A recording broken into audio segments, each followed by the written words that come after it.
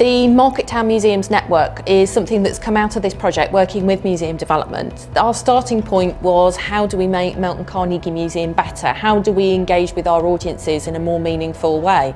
And there are other museums that in market towns that are facing very many of the similar challenges. So through museum development, we were able to identify a number of other museums that we could work with. Creating a network has enabled us to just bounce ideas off each other, to share experiences.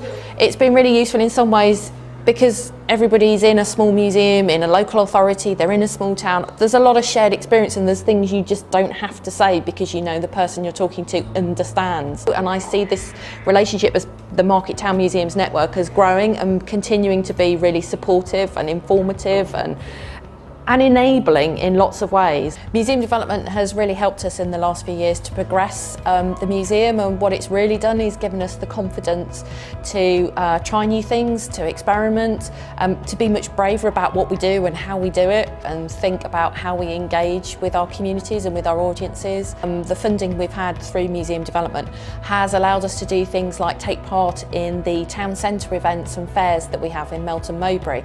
So for example, that started last year with painting the town red. It just allowed us to engage with local people and just get the museum out and talk to people, and that was absolutely fantastic. And sometimes it's the smallest changes that make the biggest difference.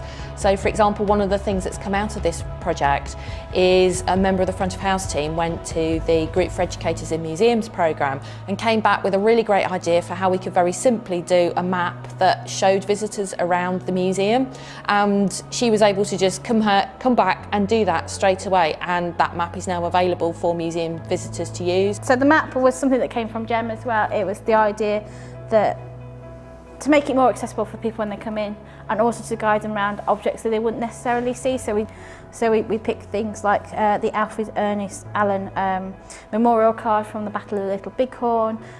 We picked the little riding corset that she's got a 12-inch waist. We picked all sorts of things like that, really. Yes, I was really lucky to be able to go to the MA conference last year in Manchester, and it was absolutely brilliant. Just networking with all the other people that otherwise I would never get to meet. You'd never get to go around all of those museums and meet all of those people.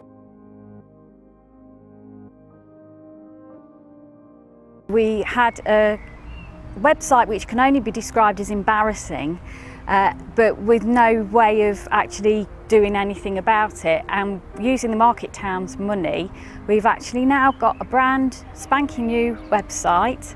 We've built up expertise and we'll be able to maintain it ourselves.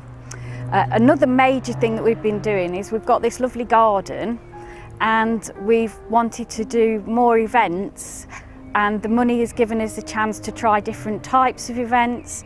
We've got the money to do things like open air theatre, which we're going to trial this summer, which is very exciting for us, and other things as well of a more magical nature. So we're going to make the whole museum garden into a fairy kingdom over the summer.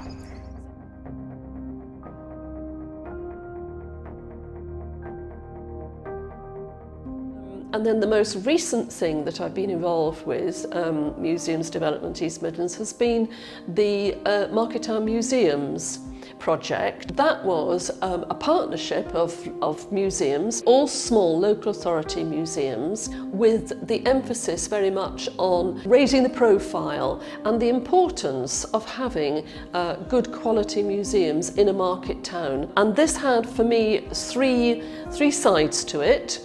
The first was I wanted to use the money to advertise the museum locally, because one of my difficulties here in Newark is that I haven't been able to, because we're quite hidden where we are, really people aren't aware that there is a museum in the town hall. So I had pretty much weekly advertising in the local paper, Newark Advertiser, to raise the awareness and the fact that we're also free. The second part of the project was to revamp all my activities for children and put them in a fun format, and have a leaflet. Instead of just having your ordinary museum leaflet, we also now have a family leaflet which emphasises this wonderful touchscreen and our costumes, our mayoral costumes, and also the Georgian costumes, because we are a Georgian building, so I wanted to home in on that side of it. And then the final thing that the money has allowed me to do, which has been hugely popular, has been to have a professional person run workshops, art workshops, and these have been covered by the press, so I've had extra boost in raising awareness of here. And these workshops have largely been held in the Georgian Assembly Room, which is known as our ballroom.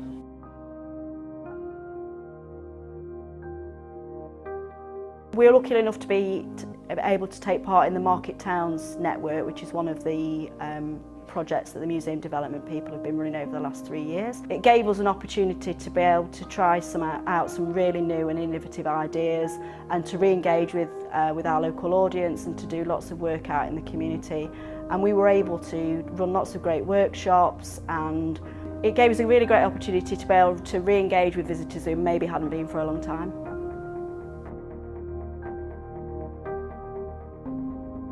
We wanted to look at how we could engage better with our local community, and the network certainly offered us that opportunity.